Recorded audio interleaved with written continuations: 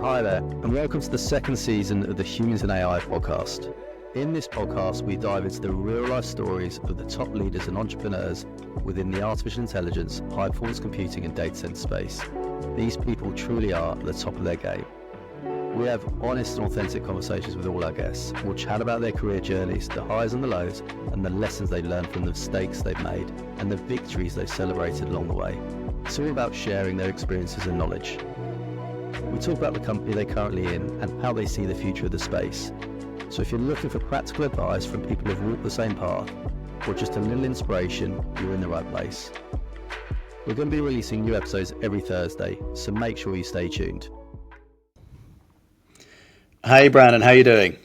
Good, Nick. How are you?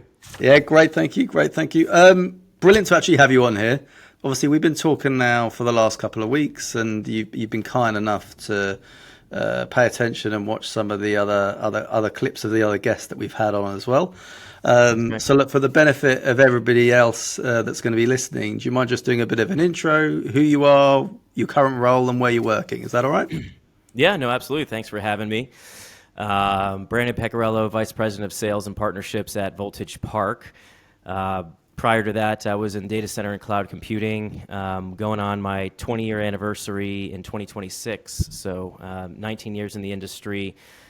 Was a programmer as a kid, went to college to get my computer science degree, and was paying through college, actually interning at a startup in the data center industry. And that's just how I got my start. You know, I fell in love with it. It was right place, right time. I was very lucky. Didn't jump around, and yeah, here I am. You've done better than me. You've weathered better than me as well. I think we're both 20 years in it, so you look a few years younger than me still. So I'm very jealous. Thanks. I have two babies, so we woke up at 4:30 in the morning this morning. So I don't know how well I look, but if I had four more hours of sleep, I probably would look a little bit better. You've got a few more years of that, so just get used to it, I'm afraid. Yeah, I agree with that. So look, brilliant. So obviously you started life as an engineer, so you were a techie when you got started. So what made you put the tools down, so to speak, and move into the dark side and go into sales? Yeah, so not necessarily an engineer. I was a software programmer. I was programming, back when AOL was around, and I was getting in trouble as a kid doing programming on the AOL platform. And my dad got a phone call from AOL, saying, "What are you doing, being a hacker?" And he had no idea what they were talking about. And that was me, messing around, just breaking stuff. And I thought that was fun. So I was always a tech head, a programmer. Went to college for it. Why did I go into sales? Was because I wasn't the best at programming. My first job offer was at a company called Telcordia. And when I stepped into the room, right when the rubber hit the road, I looked around, and even after doing programming multiple languages for years, I realized I was never going to be the best. Mm-hmm. And that didn't settle well with me. And so I was able to jump into a startup called Interact. We switched the name to ColoTrack. We were the first agency to basically consult for data center colocation, migrations, expansions. And I walked into a data center as a young kid and thought it was the coolest thing. I thought I was in Star Trek or Star Wars, whatever it was. It was just it opened my eyes, and I said, "This is where I'm going to work one day." And I just had that goal, I had that vision, and I stuck with it, and it worked out. just a bit. I mean, to be fair, it is amazing walking into data centers. I remember walking into my first one. It was Rabobank, the Dutch bank, and they were responsible for some of the largest sort of volume of credit card transactions around the world. And ultra secure. So I was actually responsible for looking after all the HVACs and the maintenance of the data centers. So before I got into recruitment, so I was doing that, and I just remember being absolutely blown away by the whole facility and the site. So it definitely gives you a taste for it, and I can see why you've progressed in the industry since then. So you started off there in sales, obviously progressed your career quite a lot from there onwards as well. So what happened next? Obviously you did about 6-7 years. Obviously started off as a junior and built your way up. That's right. And I used my computer science background, CompTIA like background to have more technical discussions with customers so I could be seen as a consultant. My boss told me, don't be the car salesman guy at the dealership that runs out to the person's car and asks them what's their budget, where's their wife, who's the decision maker, right? Be the person that's coming out of the mechanic service center and knows what the heck they're talking about, because that's what's going to build confidence and trust. So I was always chasing that, and I actually found my niche in high performance computing, liquid cooled high performance computing. In the early 2000s, this was going on with universities, big engineering companies, big healthcare companies. So I've actually done multiple HPC jobs as a salesperson, but been in the room when people are designing the network topology, designing the hardware, designing inside the boxes, because these are all custom solutions. And so I really learned the intricacies of high performance and high power computing before it was cool. And that eventually gets me picked up by a company called DataBank to be the general manager of the Georgia Tech liquid-cooled supercomputers in Atlanta Tech Square, which was the biggest job I've ever taken on. I had to leave the state that I was born, raised, and educated in. Huge opportunity. That was my first cutting my teeth proverbially in management, and I had just visibility into everything about that one data center. I was kind of like the general manager, CEO of like the local, just that one data center. I got to see everything, and the CFO and CEO and EVP of DataBank were kind enough to give me that shot and that opportunity and trust me with that. So that was kind of where my career shifted from individual contributor to somewhat of an executive at the time, and then later a full-blown executive. And how did you find that? Because I think I think we've all seen it. Just because you're a great sales guy, and in your case, you were brilliant at sales, not just because you were good at selling, but you had that technical knowledge and you gave that trust. But that doesn't necessarily enable you to pivot into being a good leader, and manager, inspiring confidence in a team, but also running the general management side of things.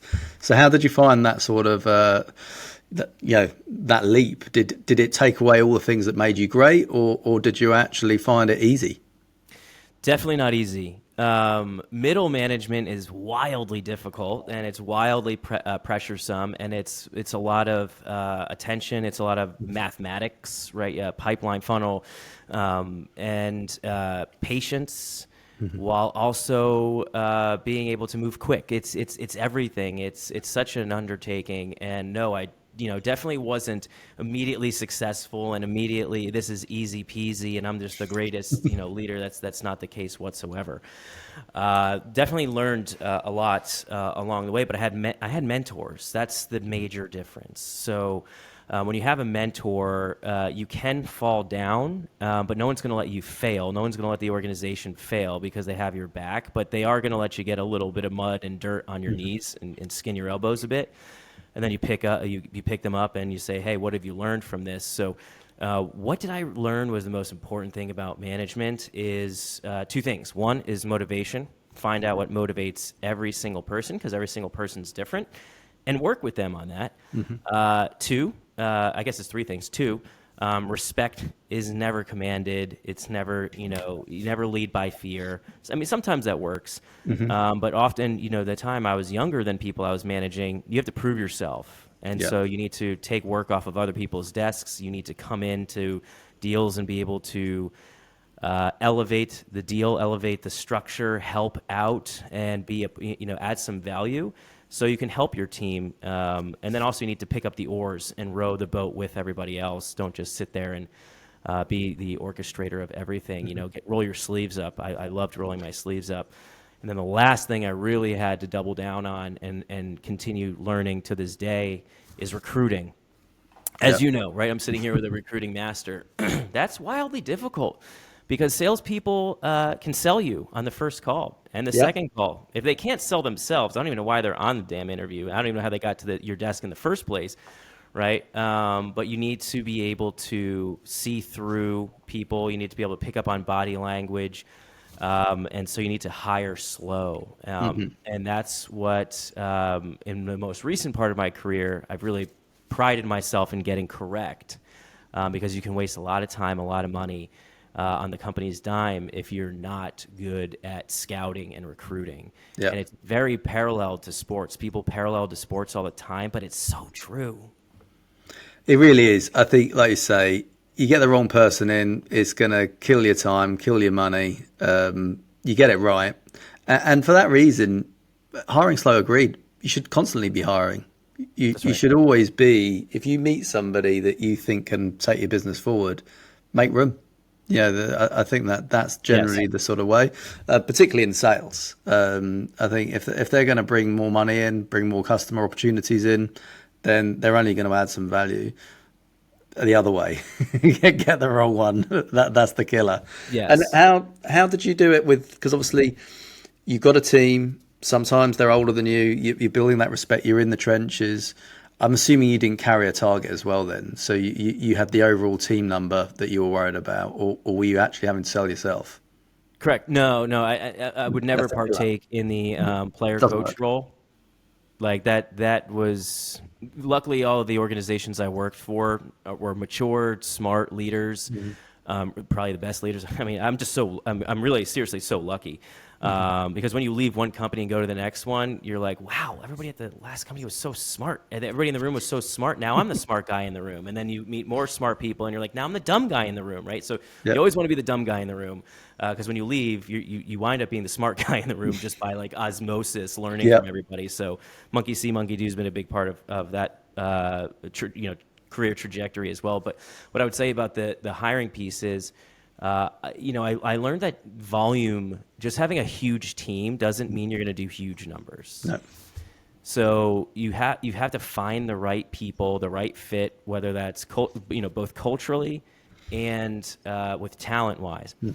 Now you also have to find the people that you could teach that are open to being taught, because in our industry things are flying at rapid pace. If you're not, keeping up with it and studying, you're going to get left behind.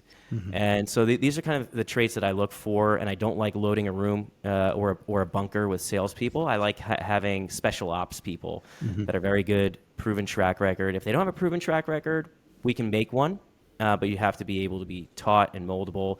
You have to roll your sleeves up. You still have to cold call. You still have to be sitting next to other people, so you need to go into the office. If you're young and you're not going into an office, you are making a giant mistake. Work from home is great for many roles. For sales, it is terrible. You get stagnant. You sit at home. You don't get social at home. You're talking to your spouse or your roommates, and those are the same people you're talking to over and over again. You're not developing, and you're not learning through osmosis in that sense. So, not a fan from work from home. Not a fan of loading up the sales bunker with tons of salespeople. I'd rather be more prescriptive with how we do it. It's impossible. I mean, junior talent, early talent, how on earth are they going to learn? Quite frankly, by being sat at home. You don't learn. You can't spitball ideas across the office. That's right. You can't listen to other people and how they do things. It's impossible. It's great for the senior exec and the field sales guy that's out and about meeting customers. But I do feel for people coming into sales. Unless they're in an office, they're probably never going to be able to actually meet their potential. Agreed. And if you're in an office, right, like play the scene out, and some man or some woman is constantly number one or number two or number three on the sales quota charts, and you're just working from home seeing this, you don't know how to beat this person. No. How do I get to Dan or Kelly's status? It's like, well, if you were in the office, you could be like listening to them, Yeah. going out to lunch with them. My boss at IO Data Centers, he used to take me out to lunch almost every day. And we got to form a bond. And then I would go back in the bullpen and I would listen to all these really good, talented people, especially the solutions engineers. I would always shadow the solutions engineers because I wanted to hear what they were talking about. And then I would look it up. And I was like, oh, okay, right. So I'm improving my acumen. And the bigger your vocabulary, the more articulate you become. The more articulate you are, the easier it is to sell because people can understand you and believe you and trust you if you're articulate. If you're not articulate, you're just, hurting yourself that way. So I became articulate mostly by pointing out and figuring out who's awesome and shadowing them. Fantastic. I mean, and so that was your first foray into management. So obviously you learned that from IO, you took that into to Databank, selling obviously cloud, colo, HPC type solutions. Yeah. What what came the point to make you leave? Because obviously you had a really successful career there and you got into leadership, but sometimes you don't join a company to retire there, right? So at what point did you think actually it's time to move on? It was personally in my head and in my gut. I missed the Bitcoin wave. There was like one day I had a lot of opportunities to get into Bitcoin, and I was just naysaying it every single day. It was just like it's BS. It's not valued to anything. It's just a dream coin. It's very abstract, and I'm literally naysaying it to everybody. And someone that was, a salesperson that I know from a long time ago, he was big into Bitcoin. He sold it for, let's just say, a lot of money. And I said, damn it, I don't want to miss out on another wave. And AI hit the scene. I think that was probably around either like 2022, right? When ChatGPT 3 came out. Yeah. It was kind of on the heels of the NVIDIA H100 coming out, right, in 2020, I believe that was, or 2022 or 2023. I'll have to look that up. But you had this hardware and software harmony that if you're a technologist and you see that, you know that's a formula for success. I was blown away by AI, and every day I would read the news because that's the first thing I do in the morning. So the news that I'm interested in, not like political news. That'd be stupid. You just start off the day all mad. You don't want to look at that. You'll only No, upset you. I'm trying to start the day on the right foot, gym and happy stuff. But so I would read this stuff, and I'm like, this is happening at lightning pace, and this is really impressive. So I started loading models into my home lab at home. So I built a small data center in my basement, and I have servers, and I had a 3090 from, believe it or not, a Bitcoin miner that went belly up and in one of our data centers. And so I just started, running models. I learned pruning, quantization, LoRa's, and text to image, and all of that. And I just started entrenching myself in the AI community and wound up on the desk of the CEO of Voltage Park, where I am today. And he's like, hey, look, I need somebody from your business industry, that sector, that knows it. We have amazing assets, we have amazing people, and we have really good data center contracts. We just need to really make this stuff work first before we go to market, because there's a ton of failures in this industry. So there was like a multi-pronged job opportunity with Ozan Kaya, who's the CEO of Voltage Park. We just got along. We understood each other. We were on the same sheet of music. He gave me a goal, and he said, look, if you want to join, let me know by Friday, but we're moving fast. And I had a really difficult decision to make because I was in love with DataBank. It's the best company to work for if you can get your 2 feet in that door. The culture is fantastic. They're always in growth mode, but it's steady Eddie growth mode, well funded, well led.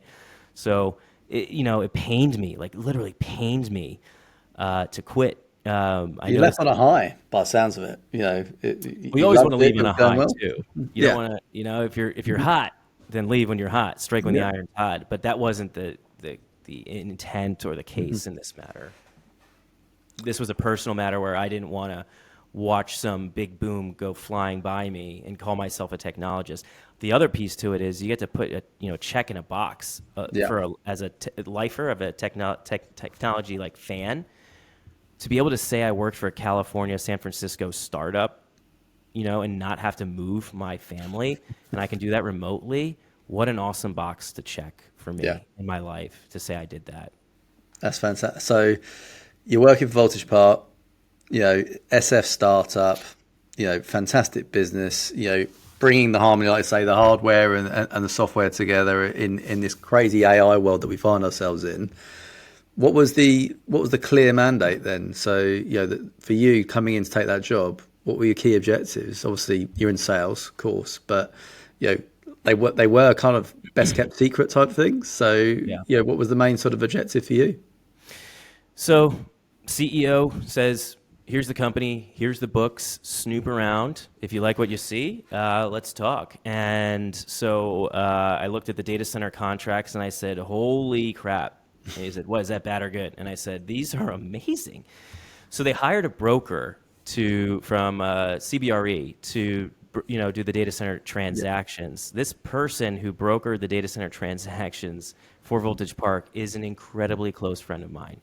And I said, "No way, he did this? Wow, of course, right?" And so the prices for the data centers that they got, this was before the data center and AI boom, let's call it, where prices went up 20, 30, 40, and then eventually doubled. So they got their price locked in at data centers for a very low cost for rent. They also got all the locations and the lowest cost of power or energy in the United States. So Washington State, for example, we have two very, very large data centers, tens of megawatts. And that's like 3 point something cents per kilowatt hour. And it's 99% hydro with speckles of wind when it's available. And so we have a massive footprint in Seattle that is 99% renewable energy. So, that's huge for marketing purposes and just overall good behavior when these GPUs are so wasteful on waste Yeah. energy and heat. Salt Lake City, that's with DataBank, and that's a really good location for much lower cost than California, and it's lower latency. Dallas, Texas, equidistant from California and New York, 6 cents per kilowatt hour, and then Ashburn, Virginia. Those are our locations. So I said, this is fantastic, like very, very good data center topology. How about the debt and the depreciation on the hardware? What are we looking at as a run rate? So, because that's what I'm chasing. They didn't have a sales group. So, as a sales group, your mission is get the company cash flow positive. Yeah. First, you got to get it break even. Obviously, then go cash flow positive. What's the run rate I'm chasing? Looked at the books, no debt. So what do you mean no debt on the hardware? $1 billion worth of HGX H100s. $1 billion, 24,000 HGX H100s, no debt on that. We got that through a billionaire who created a nonprofit navigation fund to fund the advancement of AI in the general open source community and that mentality. And so he started a generative AI company, and that naturally needed hardware and infrastructure. And I think he just added a couple zeros to the checkbook when he cut that check to Dell and Jensen, and they rolled it out across 6 different data centers. And we had to come in and really hammer operational excellence before we were just going to go to market and build this and learn on other people's dimes. That wouldn't be fair. So you've got great locations across the US, great contracts, great power contracts. You've got all these H100s. You've got this amazing hardware, no debt. You must be thinking people are pulling your chain, right? That sounds too good to be true. But it isn't. But it is true. Yeah. So I guess as much as there was an emotional attachment to DataBank, the decision was easy, I suppose. No, definitely wasn't easy. It was for where I'm at now. In hindsight, it was correct. It was the right. It was the right thing. I mean, I'm getting an MBA without having to go to post grad. When you have somebody like Ozan, the CEO, who's willing to just trust you, obviously he went through a rigorous interview process. He called a ton of my references, and then he just decided, hey, like this is the right person on the right seat on this bus, and I'm going to trust him. And that meant volumes to me, right? And so because of that, I worked my tail off. When somebody believes in you, and the pressure's on, and the company's relying on you so they can make their salaries, so they can make their bonuses, so we can hire more people, so we can buy next generation product. That all was on my shoulders, and I didn't hate the pressure. I like ran towards it. I wanted that, and so that was kind of, and especially having 2 babies, that made life really difficult.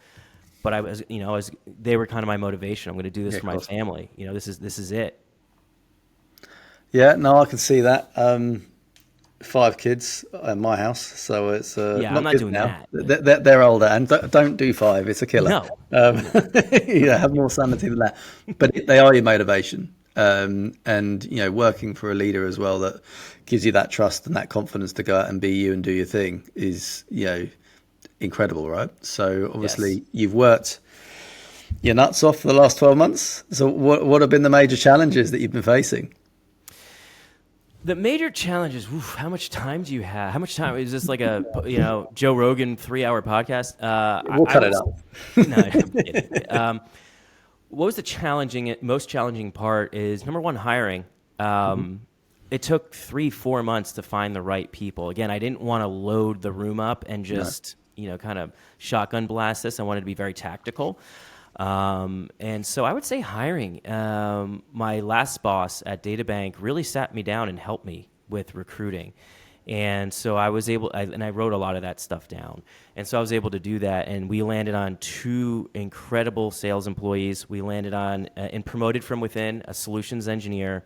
We landed on an amazing vice president of marketing, and she hired an amazing team as well. And so building the business unit with patience was probably most difficult for me, because I have a run rate that I'm chasing, right? Yeah. Now we did get cash flow positive, and that was a fantastic feather on my cap. But I wanted to get there sooner and sooner, and what I realized was slow down, right? Make the right decisions and slow down. Globally, the industry in itself has a wild amount of challenges.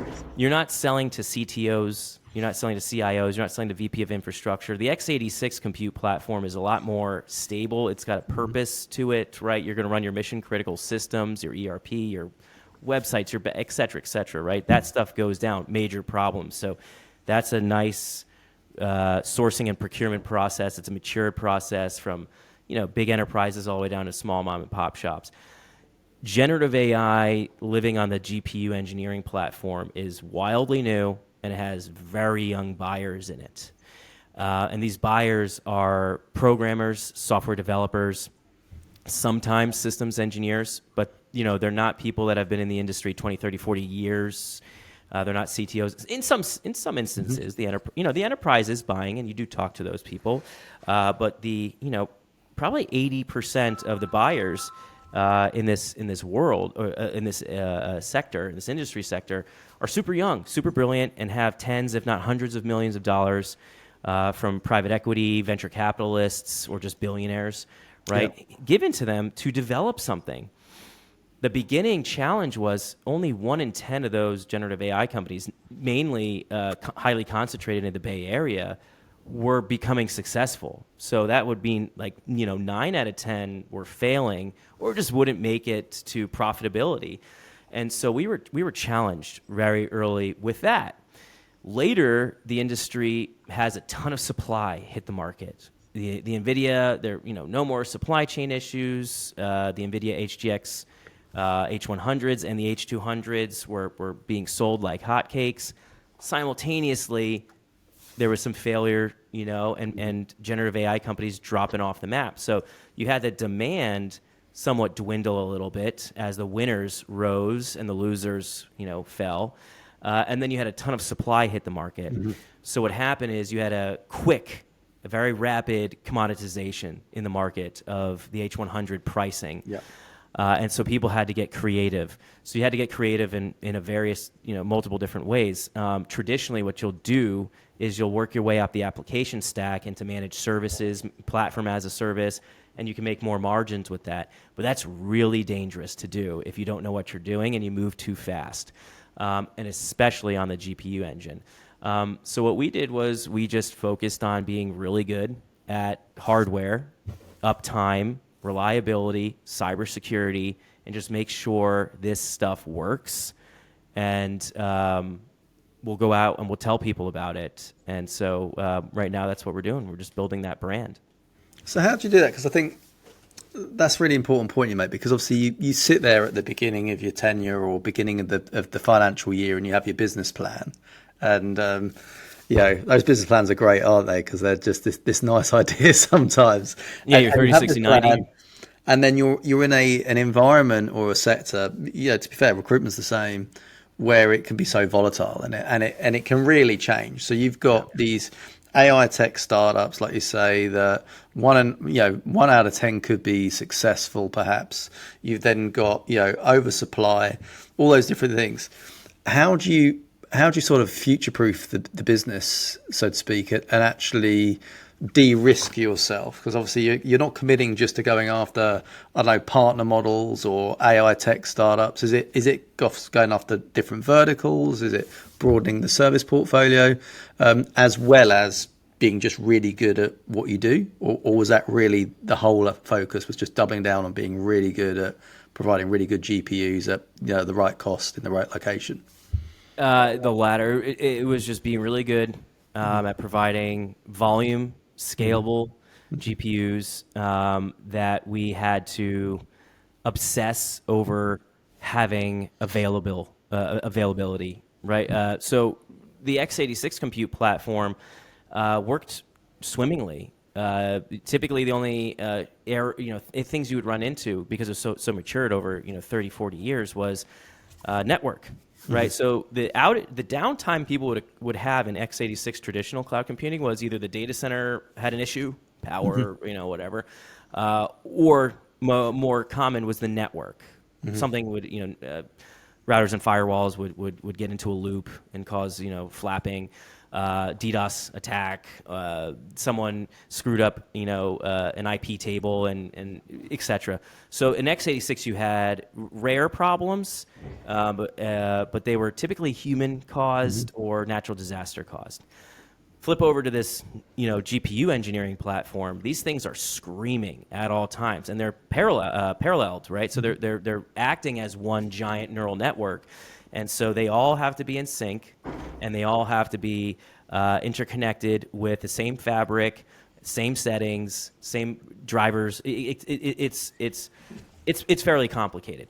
Beginning of the time, we had a lot of thermal issues. So the NVIDIA HGX, just like the new series, the Blackwells are running into some thermal issues, but there was thermal issues with the GPUs, the HBM3 memory, the RAM. Then there was NVLink, InfiniBand issues. And so we had to focus on rectifying that, building redundancies across everything we possibly could. So if there was a failure, when there is a failure, we have a workflow on how to fix it. So really like when I joined Voltage Park, it was a lot of operations. It was a lot of like, let's get this down before we, obviously we have to build the brand and go to market, and that takes 12 to 16 months online through SEO and other mechanics. But while we're doing that, we need to build this product to make sure it's bulletproof, which is very expensive, we found, because you need to staff the data centers with at least 2 people around the clock, because these things need to be reseated, swapped, RMA'd, the GPUs, what I'm referencing, maybe even the RAM. Then you need massive amounts of network plumbers that know what the heck they're doing with IB, InfiniBand, because that gets buggy. It did get buggy as you got into very large scale, beyond a rail, which is 256, beyond a large superpod, which is over 2,000 GPUs. You have to have absolute expertise there. You can't be learning on the fly.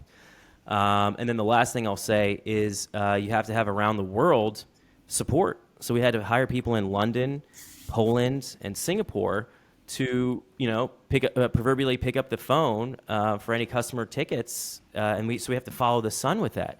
So that's very expensive. It's very, very expensive to operate this business and to keep it up to the operational excellence that people expect of this. Just, let's just say 8 GPUs go down. You could crash an entire customer's project if 8 go down, if they don't checkpoint well. And so that's oftentimes hundreds of thousands of dollars, poof, gone because of your outage. Yeah. And so we had to really take that seriously and say we're not going to be known for having that, right? We're going to be known for stability, scalability, and let's just focus on that. And it worked, because now a lot of AI as a service and software as a service providers use us. And they know we're not going to grow up to compete with them. So for you, the operational excellence piece and actually just doing something really, really, really good is what is giving your customer base that sort of confidence. And is that the primary differentiator? So if we think of just, who your competitors are, we don't have to name them, right? But, if I don't know, an AI developer, tech partner, startup, was looking to come and seek the services of Voltage Park, why should they use you over, one of your competitors. Is it down to operational excellence and price primarily? Is that what sets you apart, do you think? Well, that's a loaded gun question. A lot of people are buying just on price. Yeah. That's the immaturity of the market Yeah. buyer. There's a lot of brokers that are racing to zero, and they're not peeling back the layers of the onion, and doing a true sourcing and procurement process. The bigger companies, the enterprises.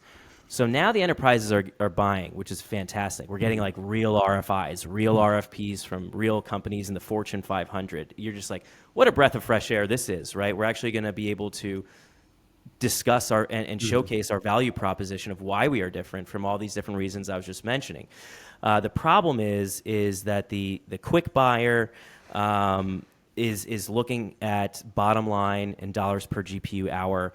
Now, if you have downtime because you cheaped out, you're going to get what you pay for. You might wind up spending more money because you tried to like buy the cheapest product off the shelf, and it wasn't the best. And that never works anyway, does it? I mean, in all walk of life, really. So, so is there an education exercise from you guys around actually sort of trying to educate those buyers, or is it too late because they're just literally spinning it up? Whoever's cheapest, they're just going on, maybe going to a broker or something. They're getting smarter now. They are, because again, the winners that have risen to the top, they need stability, and they need a partnership too, right? I know that's like so cliche, but history repeats itself. So the traditional x86 cloud computing industry pendulum swinging from going all to the hyperscalers. Everybody thought Amazon, Microsoft, Google, Oracle were going to just destroy every data center's business. And it would also destroy the mid-market cloud provider. And for a minute there, it looked like that was happening. You're just like, oh my goodness, everybody's in love with AWS. But then the pendulum swung back to a hybrid IT. Meaning you can have some on-prem, you could have some with DataBank, you could have some with Voltage Park, you could have some with AWS. That's what's happening right now, is people are recognizing AWS and the other hyperscalers are very expensive. Yes, you sign with those providers for your inference because you expect high uptime and you don't expect to be fired for signing with AWS. But then you talk to your buddy in SF at a meetup or at the bar or whatever, and there's like, we're with Voltage Park and the speeds are faster, the uptime's great, but I know the guys there, they're great, the guys and gals, right? They pick up the phone, it's the same person. We go to events together, and it's a good partnership. They've sent us leads. We reciprocate a lot to our customer base with leads. Again, we're just the infrastructure layer up to Slurm and Kubernetes. Everybody above that, when we get those leads, we send it to them. And so we have an ecosystem, and that's what's happening. This industry is mirroring somewhat what the x86 computing industry was doing with the relationship between buyers and hyperscalers and down market from there. So true partnerships then. True partnerships, driving best cost service, savings, partnerships, all that. Fantastic. So you're doing that, and then obviously, as you mentioned before, the industry is just reacting. It's changing all the time. New things getting thrown at you. You just look at the news. So obviously, we have things like DeepSeek that came out, made everyone panic, and it's like, wow, you could do so much more with less and that kind of stuff. Yes. Normally, to be fair, you panic for a little bit and then you realise actually it's just another wave of innovation. How do you see that sort of panning out for you guys? I'm sure there was a bit of panic at the start, or was it just idle curiosity? What's the plan? There's a video I'm going to post. I actually called this was going to happen. That's the only time I'm going to pat my back. Maybe we should cut that out. But I did. I called it. And most people that have been in tech understand that hardware and software chase each other. And this was a huge calling for software to optimize the hardware. So this came at no surprise to me. And history does repeat itself again. If you remember virtualization, the advent of virtualization in 2009, right? So hyperthreading 2006, virtualization 2009 creates AWS. It creates the cloud. And everybody in the data center industry panicked. Oh, that's the death of the data center. I can take hundreds of servers, if not thousands of servers, and virtualize them into a fraction of the footprint. I can take blade chassis and have 3 cabinets instead of 300. The data centers are going out of business. But what that did was it innovated data mobility. So now you could, take those snapshots of your VMs, your virtual machines, and move them, vMotion them, or use different tools. You could replicate them. You could do so. Big industries like data backup, disaster recovery, active replication.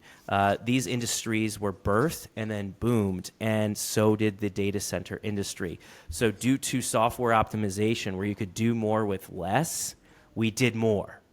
And so that's how I saw the GPU industry, right? The AI industry. It was wildly expensive, and it took a ton of horsepower just to run a training model. And if you're looking at what we're doing now with video, high definition video, 4K, like, you know how much data that is? It is an absolute ton. And so it just wasn't sustainable. And when the numbers were extrapolated, you would need gigawatts on power and huge data center campuses. And so all the data center providers raced to build this out. Fast forward, what do we see? We see pruning of models, quantization of models, LoRa's, all these different mechanics of models that can lower the weight of that model to make it more mobile, palatable for the system. It's just not these massive data sets anymore. And it's consolidated too. So now you've got Gemma, Grok, OpenAI, right, Llama, and they're just Mistral or Anthropic. They're kicking butt, and a lot of it's open source. And so, is it an enigma that China, saw all this, has access to worldwide, huge, massive, wide open community, open source community?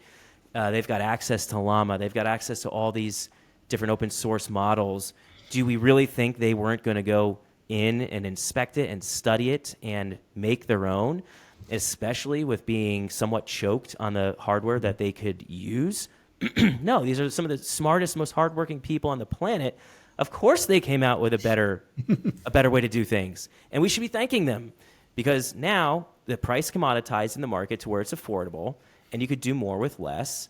And so now you have new entrants into the market where this wasn't possible 2 years ago. So thank you to the folks that created DeepSeek from Voltage Park.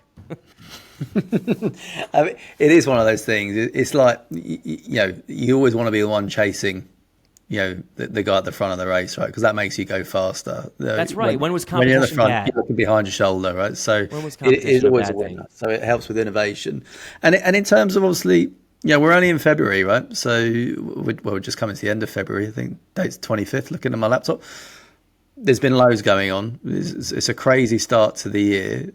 What do you think the rest of 25 is going to sort of look like for us? That's the best part about this is you don't know. There's going to be surprises that come out of left field because there's that many people involved in the development of this community.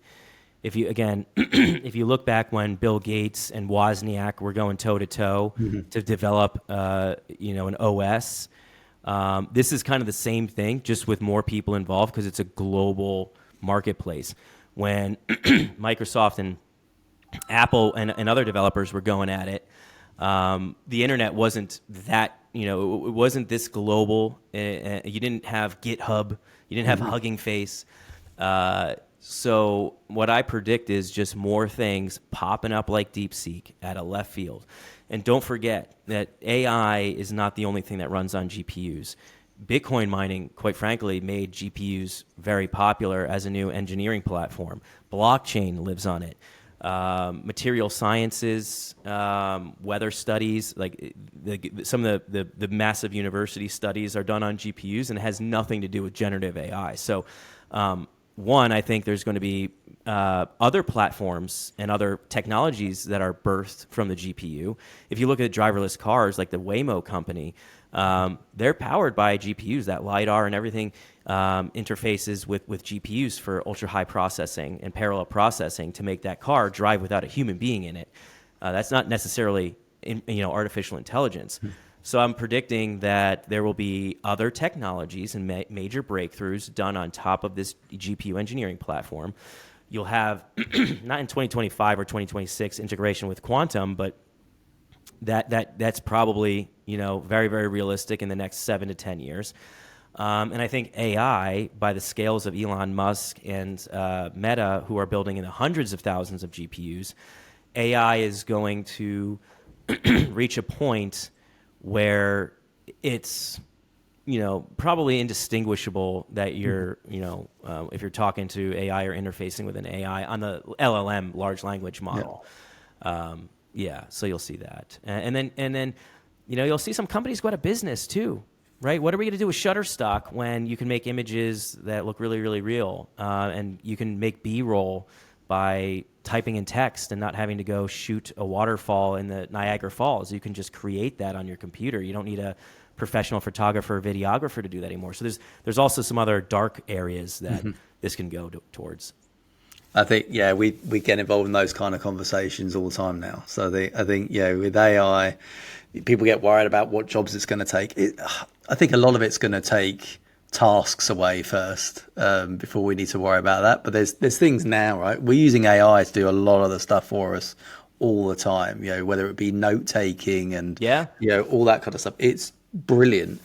Yes, we'll see jobs, but actually I'm hopeful that with AI, what it's going to do is just going to give us more cooler jobs, and we're going to get to do more exciting and better things, because AI is going to do a lot of the other stuff that we don't want to do anymore for us. 100%. So it is exciting, and I think from you guys, it sounds like with Voltage Park, obviously, there's loads of things coming out, left field, right, whatever.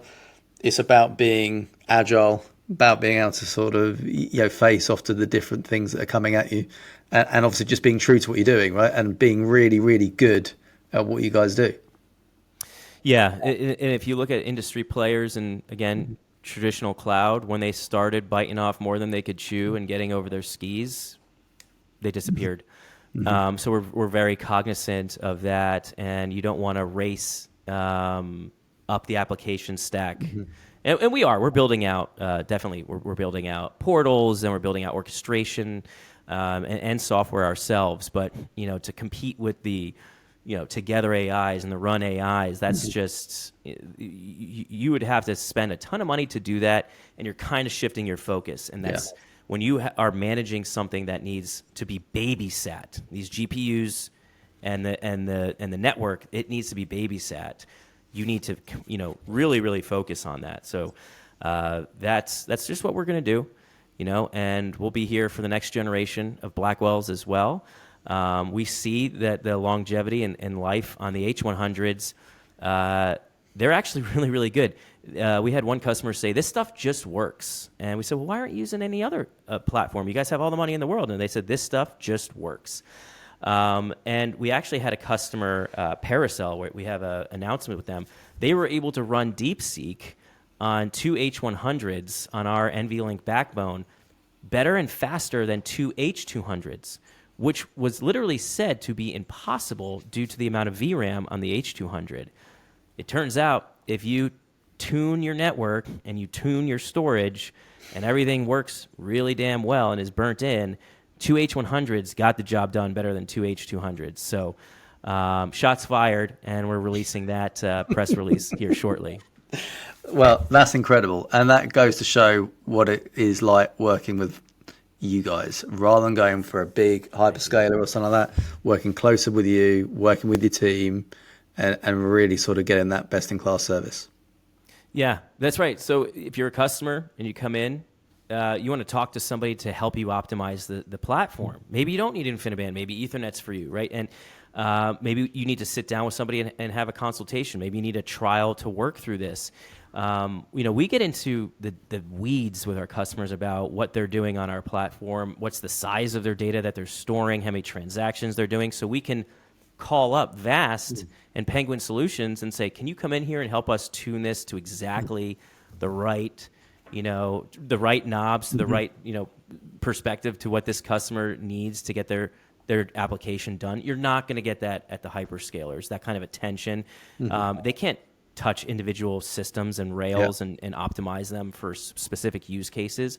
So that's what you're going to get when you come to the private market and in this sector of the entire industry, is the ability to say, let's find a way to say yes. This isn't necessarily standard. It's not going to break anything, and as long as it's not a risk, our CISO doesn't see it as a risk, let's help these people out. And that's what you're going to get. Look, it's not exclusive to Voltage Park. The other challenge is there's really great competition. There's some terrible competition out there, but there is some really great competition as well, and they deserve kudos too. And if we lose to some of those people on those deals, you can walk away going, all right, we'll get them on the next run, but we'll lose with honor, and our chin up if it's some of those. Now, if I lose to some of the smaller guys that are what I call whack-a-moles, then I'm going to get a little ticked off. But you can't really worry about other people, can you? You've just got to do what you're good at and do the best you guys can do, and get the messaging out there, and obviously promote the brand, which hopefully this show's done today. So if there's people listening and they're curious and they need some help, then they probably should give you a call. I hope so. Well, we'll leave that for there for now. It would be great to have you back in a year, because obviously you've 10 months, I think you've been over at Voltage Park. It's been a crazy year so far. Curious to see what happens in the next 12 months as well. Me too. I would love to be back. Thank you for having me. It's a pleasure. Brilliant. All right, great. All the best. Take care. Have a good day. Thank you for listening to today's episode. If you're looking for more practical advice or inspiration from those who've been there and done it, stick with us. We're releasing new episodes every week, so don't forget to subscribe to the podcast and follow Asobi on LinkedIn. This episode was brought to you by Asobi. I'm the founder and managing director, and it's our mission to connect the very best talent to the most exciting scale-ups in the artificial intelligence, machine learning and data center space. Thanks again. See you next time.